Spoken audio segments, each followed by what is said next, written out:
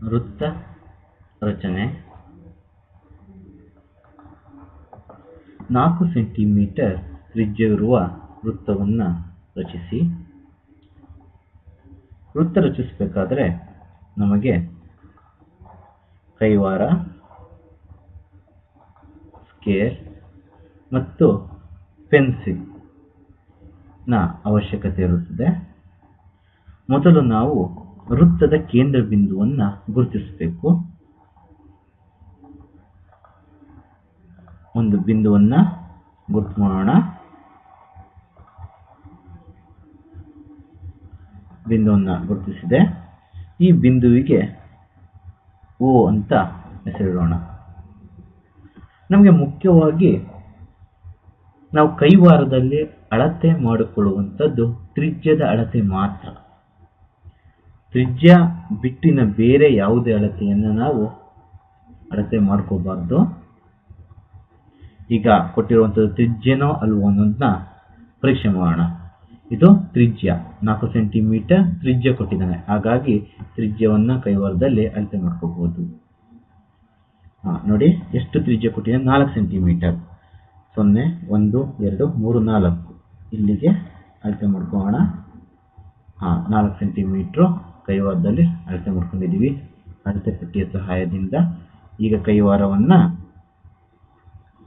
ಈ O ಕೇಂದ್ರ, ಅಲ್ಲಿ ವೃತ್ತ ಕೇಂದ್ರ ಅಂತ ಬರೆದಿದ್ದೀವಲ್ಲ, ಆ ಕೇಂದ್ರಕ್ಕೆ ಕೈವಾರವನ್ನು ಒಂದು ತುದಿಯನ್ನು ಇಟ್ಟಿದ್ದೇವೆ.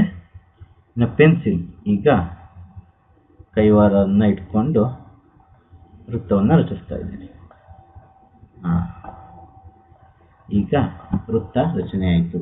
ಇದು 4 ಸೆಂಟಿಮೀಟರ್ ತ್ರಿಜ್ಯವಿರುವ ವೃತ್ತ ಆಗಿದೆ. ಇದನ್ನು ನಾವು ರಚಿಸಿದ್ದೇವೆ. ಇದು ತುಂಬಾ ಸರಳವಾದ ರಚನೆ. ಈಗ ಇನ್ನು ಕೆಲವು ಒಂದೊಂದು ಉದಾಹರಣೆಯನ್ನು ನೋಡೋಣ. ಇಲ್ಲಿ ಹೇಳಿದ್ದಾನೆ 10 ಸೆಂಟಿಮೀಟರ್ ವ್ಯಾಸವಿರುವ ವೃತ್ತ ರಚಿಸಿ. ಮೊದಲು ಅಳತೆ ತ್ರಿಜ್ಯ, ನಾವು ಕೈವಾರದಲ್ಲಿ ತೆಗೆದುಕೊಳ್ಳುವಂಥ ಅಳತೆ ತ್ರಿಜ್ಯದ ಅಳತೆ ಮಾತ್ರ. ಅದರಲ್ಲಿ ಕೊಟ್ಟಿರುವಂಥದ್ದು ವ್ಯಾಸ. ಹೇಗೆ ನಾವು ತ್ರಿಜ್ಯವನ್ನು ಈ ವ್ಯಾಸದಿಂದ ತಗೋಬಹುದು? ನಮಗೆಲ್ಲ ತಿಳಿದ ಹಾಗೆ ತ್ರಿಜ್ಯ ಮತ್ತು ವ್ಯಾಸಗಳ ಸಂಬಂಧ ನಮಗೆಲ್ಲ ಗೊತ್ತಿದೆ. ತ್ರಿಜ್ಯ ವ್ಯಾಸದ ಅರ್ಧದಷ್ಟಿರುತ್ತದೆ. ವ್ಯಾಸದ ಅರ್ಧದಷ್ಟೇ. ಈ ಸೂತ್ರವನ್ನು ಅಥವಾ ಈ ಸಂಬಂಧವನ್ನು ಉಪಯೋಗಿಸಿಕೊಂಡು ನಾವು ವ್ಯಾಸ ಕೊಟ್ಟಿದ್ದಾಗ ತ್ರಿಜ್ಯವನ್ನು ನಾವು ಪಡಿಬಹುದು. ಈಗ ನೋಡಿ, ವ್ಯಾಸ ಎಷ್ಟಿದೆ? 10 ಸೆಂಟಿಮೀಟರ್. 10 ತೆಗೆದುಕೊಳ್ಳೋಣ. ಮತ್ತೆ 2 ಛೇದದಲ್ಲಿ 2 ಅಂತ ಬಾಗಿಸಿದ್ರೆ 2 1 2 2 5 10 5 ಸೆಂಟಿಮೀಟರ್ ಬರುತ್ತದೆ. ಈಗ ನೋಡಿ, ತ್ರಿಜ್ಯ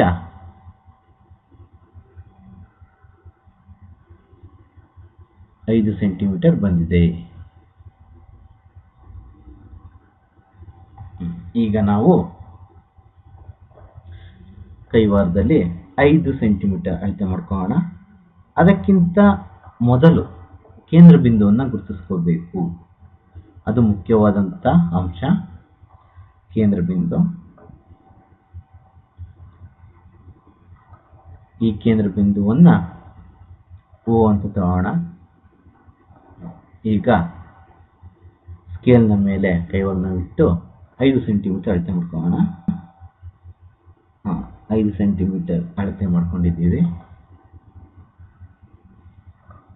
ಈಗ ಕೈವಾರವನ್ನು ಒಂದು ತುದಿಯನ್ನು ವೃತ್ತದ ಕೇಂದ್ರದಲ್ಲಿ ಇಡೋಣ. ಕೇಂದ್ರ ಬಿಂದು. ಈಗ ವೃತ್ತವನ್ನು ರಚಿಸೋಣ.